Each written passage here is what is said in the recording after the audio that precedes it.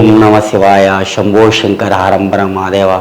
ఏడుకొండలవాడ Venkateswara, yeah Lakshmi Narasimhaswamy, నీ పాదాల సాక్షిగా ఫిబ్రవరి 1వ తారీఖు నుంచి 29వ తారీఖు వరకు చిలకమ్మ ఏం చెప్తుంది, కన్యారాశి వారికి ఎలా ఉంది చూడండి. ఈ కన్యారాశి వారికి ఎలా ఉంది చూడమ్మా. కన్యారాశి వారికి ఎలా ఉంది?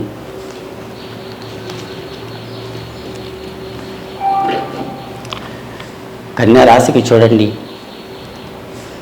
వినాయకుడు మీకు తినటం తాగటంలో ఏం తక్కువ లేదండి.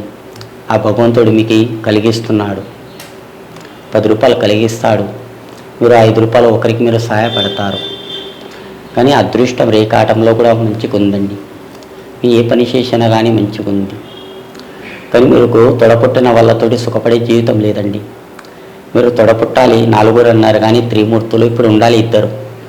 కానీ అదృష్టం రేఖాటంలో పెద్దలకి గౌరవించే వాళ్ళు ఒకరు, అమ్మ నాయనకి పెద్దలకి అన్నం పెట్టేవాళ్ళు ఒకరు ఉంటారు.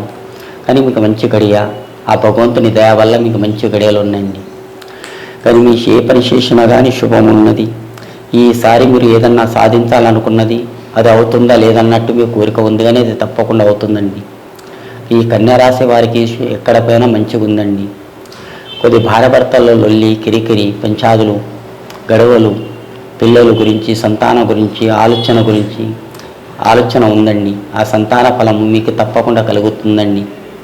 కానీ హంస గడియ ఆలోచన రేఖ బాగుంది.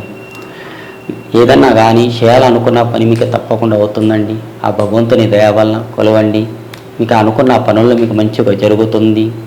మీ అదృష్టం రేఖాటంలో మీరు చాలా దెబ్బ తినుకుంటూ వచ్చారు. మీరు తల్లి గర్భంలో పుట్టారు. 10-12 సంవత్సరాల వరకు మీరు సుఖపడ్డారు. తర్వాత మీ సొంత హిమ్మతి, సొంత కష్టంగా బతికారు. ఈ కన్యారాశి వారు చాలా బాధలు, చాలా కష్టాలు ఎప్పుడన్నా తొలగిపోతాయా లేవన్నట్టు కోరిక ఉంది.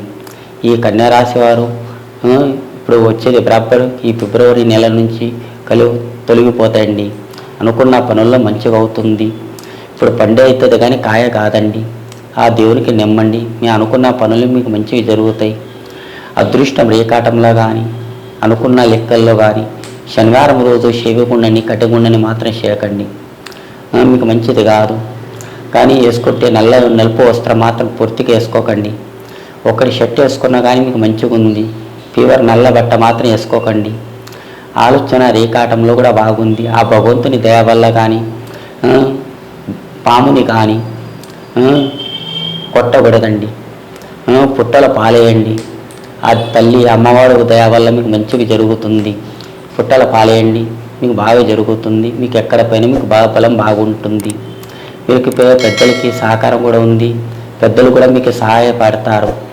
మీరు మంచి వాళ్ళతో కూడా తిరిగే యోగం ఉందండి. మీరు 4 పైసలు సంపాదించే యోగం కూడా ఉంది. మీకు చదువు, జాబ్, ఉద్యోగం గురించి ఏదన్నా సంపాదించాలని మీ కోరిక ఉందండి. అది తప్పకుండా అవుతుంది. మీకు ఎక్కడ పైన మీకు మంచి గడియలు ఉండండి. జై శ్రీరామ్.